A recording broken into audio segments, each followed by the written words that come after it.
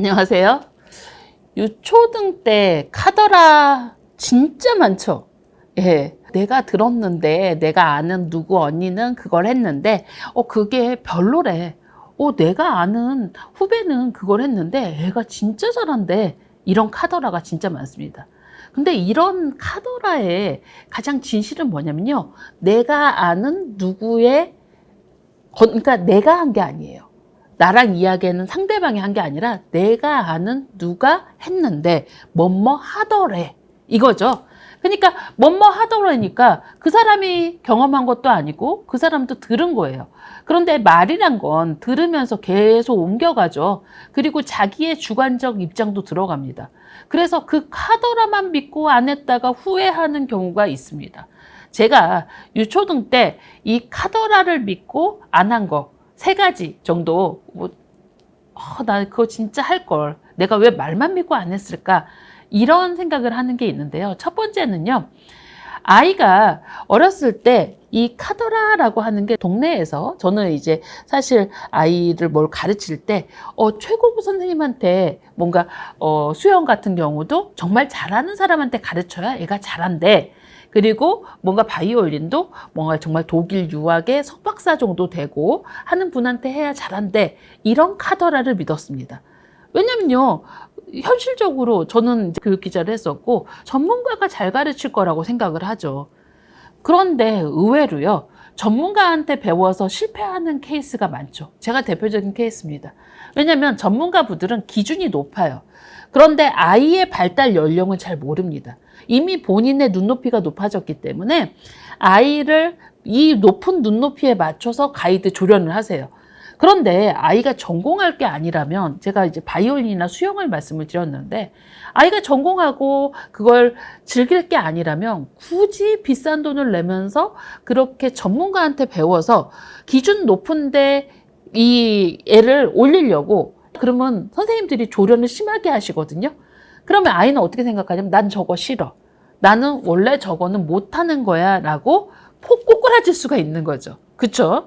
그래서 이 전문가 분들한테 꼭 배워야 하냐라고 하면 저는 유아 단계에서는 수학도 마찬가지고요. 그리고 이런 예체능 이런 부분들을 반드시 전문가한테 배우는 게 좋다라고 생각하지 않습니다.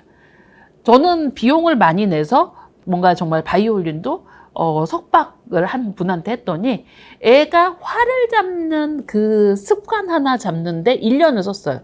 그러니까 활을 잡는데 1년을 쓰다 보니까 왜냐면 이분은 이제 전공을 하려면 습관부터 제대로 들어야 된다고 생각을 하신 거죠. 근데 저는 아이한테 바이올린을 전공시킬 생각이 1도 없었습니다. 그런데 그렇게 활을 잡는데 1년을 쓰다 보니까 아이는 좀 재밌어야겠죠. 좀 이렇게 띵까띵까 하면서 음률 비슷한 것도 쳐보고 성취도 느껴보고 그렇게 해야 되는데 그걸 못한 거죠.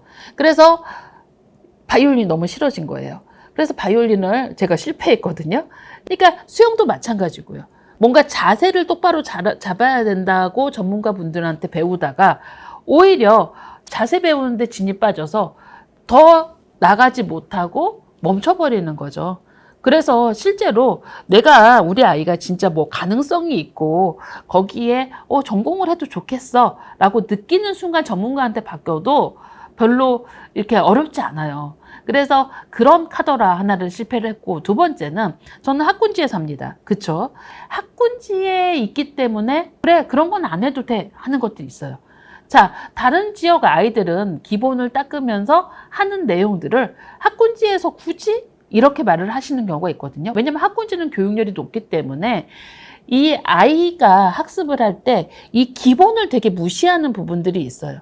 학교에서 배워야 되는 기본, 그리고 뭐 이제 대표적인 걸로 뭐 3학년 때 학교의 영재원 시험을 보죠. 그러면 굳이 그걸 해야 돼? 뭐 이렇게 말씀을 하시는 경우가 있어요. 왜냐하면 그 사교육으로 그런 부분들을 배웠는데 굳이 학교에서 그런 걸 배우는 게 좋냐라고 한다고 하면 저는 해보시라고 말씀을 드리고 싶어요. 저는 처음에 저도 그게 맞다라고 생각을 했거든요. 왜냐면 아이들이 사교육기관에서 많이 배우고 있는 내용인데 그걸 굳이 또 배워야 돼? 라고 생각했는데 실제로 학교에서 배우는 건 다르더라고요. 그래서 학교 교육에 대해서 조금 더 진심으로 아이가 접하고 학교에 있는 체험들을 우선시해서 해야 되는데 이 학군지는 학교의 체험을 초등에는 좀 무시하는 경우가 있어요. 그래서 저는 학교에서 하는 체험들을 우선시 하셔라. 남의 말만 듣지 말고 직접 내가 해보고 경험을 하셔라 라고 말씀을 드리고 싶은 거죠. 그리고 이제 세 번째가 학원의 선택입니다. 학원을 선택할 때 그 학원을 그 아이가 다녔다고 하더라도요. 그 아이와 우리 아이는 다릅니다. 그래서 뭐 A, B, C, D 학원이 있어요. 그러면 A 학원에 대해서 평가를 사람마다 다 다를 거 아니에요. 근데 나랑 친한 사람이 저기 보내봤는데 저기 별로야 이렇게 얘기를 해요. 그러면 안 가죠. 근데 제가 아는 분은 꼭 가서 자기가 상담을 받아보시는 분들이 있었습니다. 왜냐하면 그분은 아시는 거죠. 그분은 약간 학원을 본인이 운영을 하기도 하셨고 그렇기 때문에 직접 가보시더라고요. 근데 저는 아이가 하나이기도 했고 그리고 바쁘기도 했고 그래서 카더라 말을 많이 믿고 안 갔던 학원들이 몇 개가 있어요. 그런데 그 카더라를 믿고 안 가서 내가 후회해. 저기 진짜 보냈으면 좋았을 텐데 저기 보낼 걸. 나중에 보니까 거기를 엄마들이 많이 추천하는 이유가 분명히 있더라고요. 그러니까 추천하는 이유도 있으면 거기가 싫다고 하는 이유도 있는 겁니다. 싫다고 하시는 분은 그 학원의 교육과정과 아이가 맞지 않았던 경우지만 그 과정이 좋다고 하시는 분은 분명히 좋은 이유가 있기 때문에 추천을 하는 겁니다. 그래서 내가 직접 발로 뛰어서 상담을 받아보고 결정하시라는 겁니다. 특히 이 학원 선택할 때 주변의 말만 듣고 하지 마시고 커리큘럼을 보시고 직접 상담을 받아보시면 이게 우리 아이하고 좀 맞을 것 같아. 이거는 우리 아이한테 좀 어려울 것 같아 라고 내가 엄마이기 때문에 충분히 좋은 선택을 하실 수 있습니다. 그런데 그걸 하지 않는 거죠. 그래서 제가 유초등 때 뭐뭐 하더라 라는 말 듣고 안 했던 거, 후회했던 것 중에 첫 번째 뭐라 그랬죠? 무조건 전문가가 좋다고 생각한 거, 무조건 학력 좋고, 무조건 국가대표 이런 사람이 좋다고 생각해서 실패한 케이스.